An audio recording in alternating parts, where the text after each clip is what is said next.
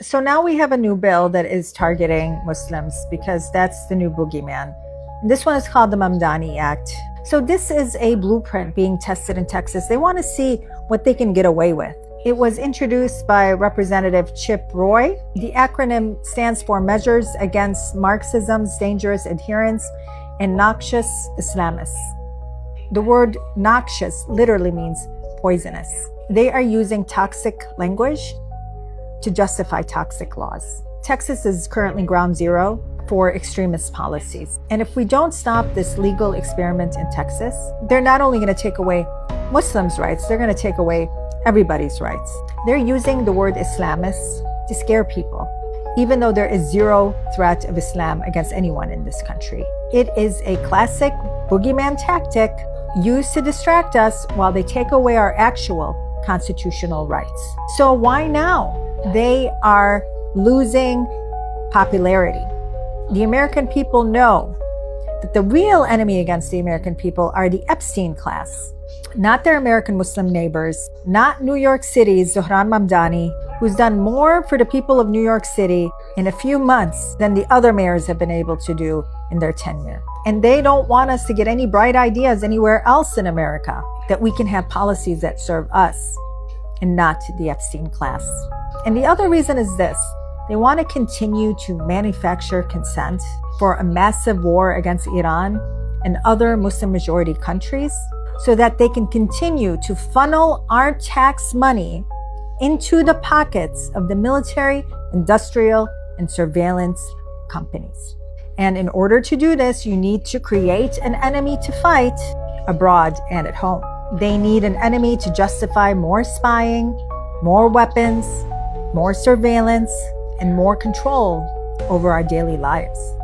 Don't let them use fear to turn us against each other while they're cashing the checks. The election of somebody like Mamdani, it is a game changer. We need somebody like Mamdani to be the mayor of New York. And that is a victory for the ummah. I'm jumping the gun here, but this is one of the narrow-minded that need to break here. And if you don't understand this,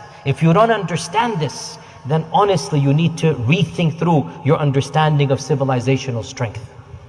Everybody has a role to play. Muftis have a role to play, and politicians have the role to play.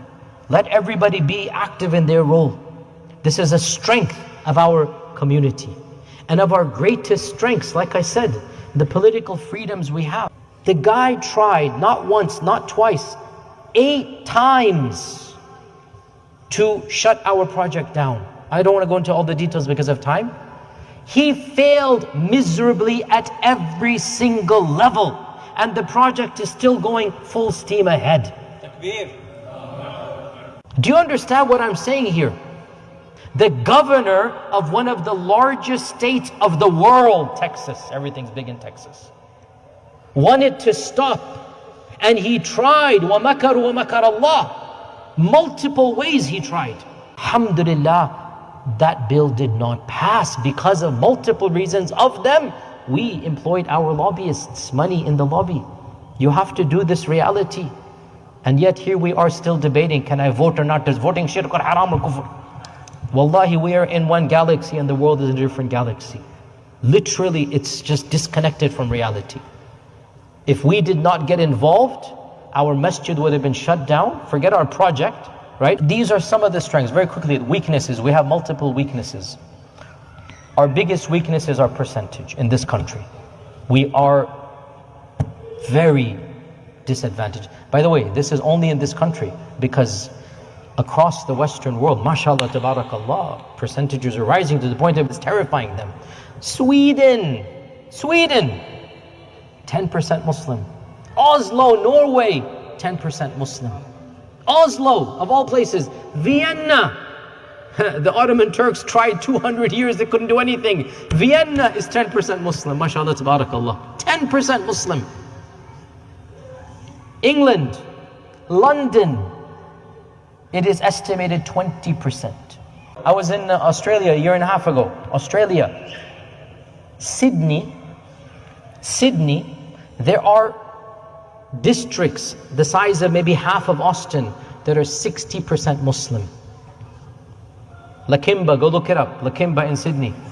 The election of somebody like I will leave Islam right now if one person finds me a contradiction in this book. Challenge accepted, but I'm not stopping at just one contradiction. I'm going to give you 5. Let's get started. The first contradiction comes from Quran 20:85, where we read that Moses was talking to a Samaritan woman. That is historically impossible because Moses was alive around 1200 BC, while the Samaritan people wouldn't even exist until 500 years later in 720 BC. The second contradiction comes from the question, can Allah forgive worshiping other gods? Here we read in Quran 4:48 that he cannot forgive people who worship other gods. But then right in Quran 4:153 we read, yes, he can forgive people who worship other gods. The third contradiction is found in Quran 10:3, where we read that it took 6 days for Allah to create the heavens and the earth. But then in Quran 41:9 through 12 we read that it took Allah 2 days to create the earth, 4 more days to bless it, and then 2 more days to ordain the 7 heavens, which is 8 days in total, not 6. The next contradiction comes from Quran 20:124, where we read that disbelievers will be blind on the day of resurrection. But then in Quran 16:76, we read that they will see their partners. How can they see partners if they are blind? Finally, Quran 4:3 tells us that it is possible to deal justly with multiple wives. But then Quran 4:129 tells us no, it is not possible. I cannot wait to see you leave Islam. I will tag you in this video to make sure that you see it and all of the contradictions that your lying prophet told. God bless.